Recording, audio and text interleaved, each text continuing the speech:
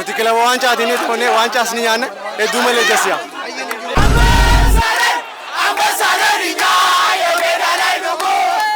Haala kanaan gaa taphni xumuramuudhaaf yeroo ammaa tanaatti deeggartoonni hundinuu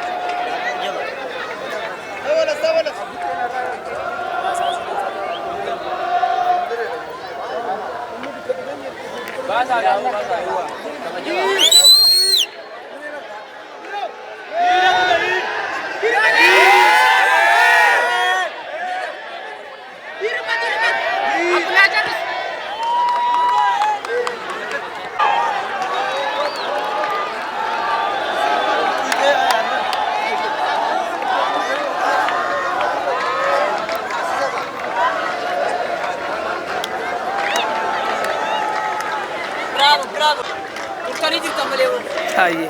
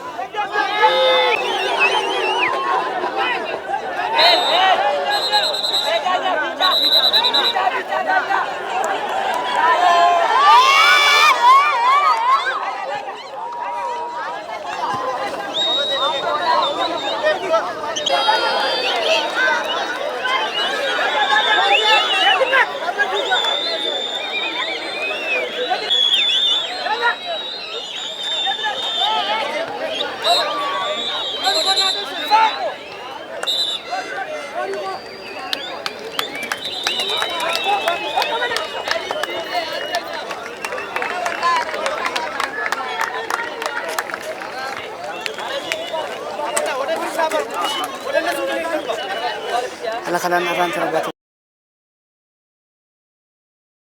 kuriitii fi safara araattii fi ijoollee qafiiraati kan ammaan tana taphatti jiranii.